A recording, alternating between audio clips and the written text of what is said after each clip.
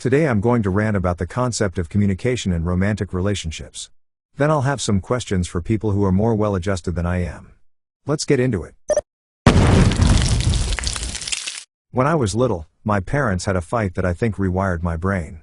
Why can't you just do it without me having to ask? I can't read your mind.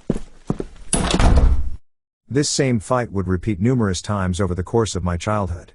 Sometimes it was my mom who demanded mind reading, sometimes it was my dad. I became convinced that being unclear about expectations was a relationship ruiner. I swore I'd never make that mistake. My obsession with being clear and direct would later be reinforced by a bunch of advice columns and sitcoms and things, where someone would complain about their partner and the advice giver would say, "You need to communicate. Tell them how you feel." That was usually the extent of the advice, that when your relationship needs aren't being met, the solution is to tell your partner. Imagine my surprise, as an adult, when I was upfront about what I wanted from my partners and most of them still didn't do it. Seemingly all of society had been telling me forever that communication was the key, and I'd communicated. So why didn't it work? I decided that I must not have communicated hard enough. So I tried again, and again, and again. I rephrased the things I needed. I explained why I needed them. I emphasized how important the things were to me and how unhappy I was because my needs weren't being met.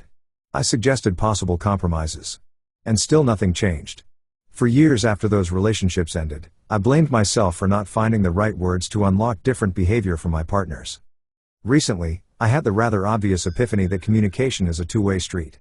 When those sitcom people said, "You have to tell your partner how you feel," that was only half of the solution.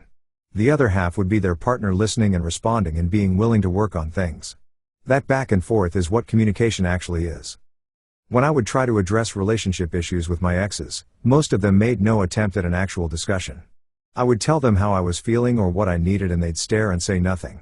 I even had an ex who would flat out refuse to acknowledge that I was speaking. They were the shitty communicators, not me. So I'm no longer blaming myself for those exes neglecting me, which is nice.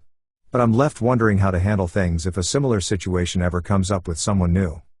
As we've seen, a partner staring blankly when I ask them for something has been an extremely reliable predictor that they'll never put effort into our relationship. So I should probably bail the first time someone does that. Right? Even if the issue I'm trying to discuss is really minor? I'd feel like I was overreacting, but statistically speaking I'd probably be saving myself a lot of time and heartache. If you're a confident dater with a track record of healthy, reciprocal relationships, let me ask you, how do you weed out people who would make bad partners?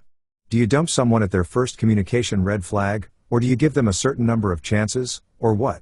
If you let someone go over a seemingly tiny thing, how do you keep yourself from second-guessing your decision? Please grace my comment section with your wisdom. Thanks for watching.